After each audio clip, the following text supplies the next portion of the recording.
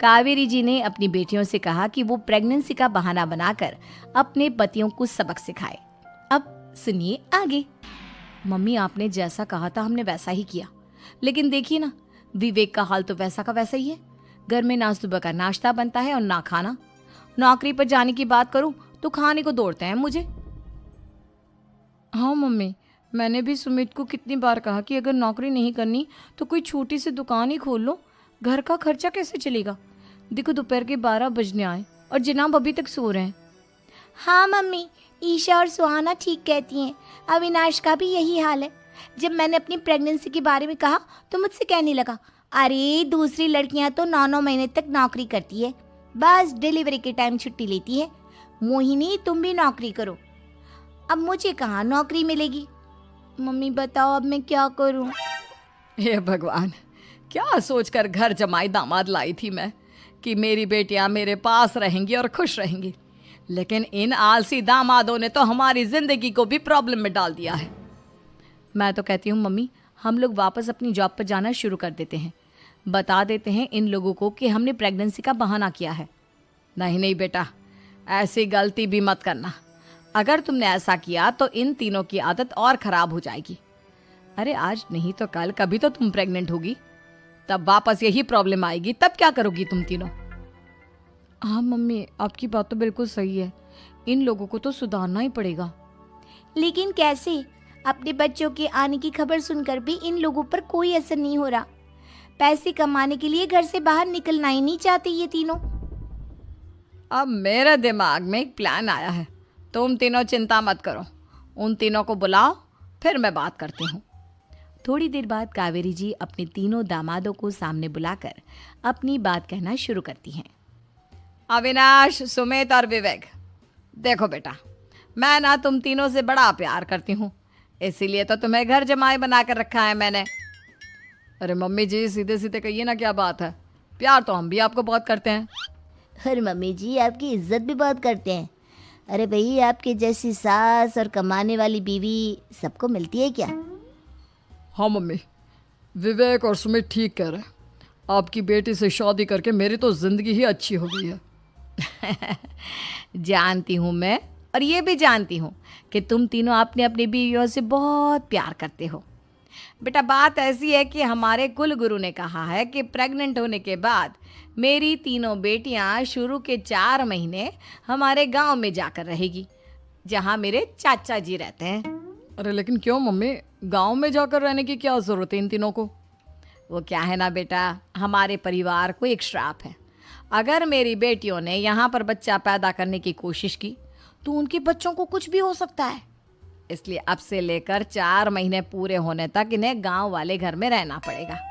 हाँ तो इसमें प्रॉब्लम क्या है मम्मी जी? हम भी वहाँ जाकर रहेंगे, पिकनिक मनाएंगे। अरे भाई, बीवी जहाँ हम भी वहाँ। हाँ यार, आइडिया तो बहुत अच्छा है। शहर की ज़िंदगी में रह रहकर परेशान हो चुके हैं, अब कुछ दिन गांव में बिताएंगे। तुम लोग समझने की कोशिश क्यों नहीं करते। तुम में से कोई भी वहाँ नहीं जा सकता, और मैं यहाँ रहूँगी ना तुम तीनों के साथ। 4 महीने की तो बात है, उसके बाद ये तीनों ही लौट कर आ जाएंगी। ठीक है मम्मी जी, अब हमारे बच्चों का सवाल है तो ये तो करना ही पड़ेगा। कावेरी अपनी तीनों बेटियों को कुछ दिन के लिए घर से बाहर कहीं दूसरे शहर में रहने के लिए भेज देती है। कुछ दिनों के बाद, अरे मम्मी जी, बहुत दिन से पिज्ज़ा नहीं खाया, मंगवाइए ना। क्या बताऊं बेटा, पहले तो बेटियां खर्चा दे देती थी क्योंकि उनकी नौकरी थी, लेकिन अब तो मेरे पास पैसे ही नहीं बचे। थोड़े बहुत पैसे हैं जो बच्चों की डिलीवरी में काम आएंगे। लेकिन मम्मी जी, आपकी बेटियों को वापस आने में तो अभी बहुत वक्त बाकी है।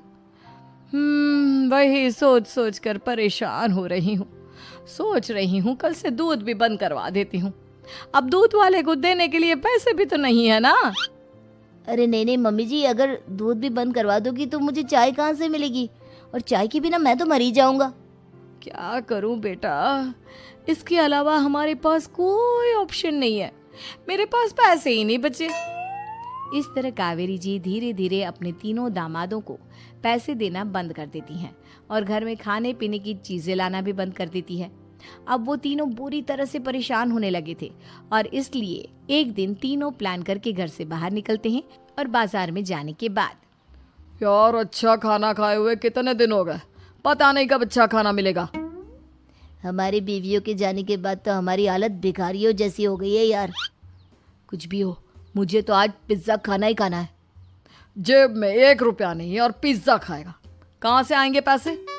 अरे देख वहाँ सामने बोर्ड पर क्या लिखा हुआ है, कंप्यूटर पर काम करने के लिए एक आदमी की आवश्यकता है। भाई मैं तो जा रहा हूँ, काम करूँगा और शाम तक पैसे लाकर आराम से पिज्ज़ा खाऊंगा। जा जा, तुझे कोई काम नहीं देने वाला, हम तो घर जा रहे हैं। चल भाई सुमित।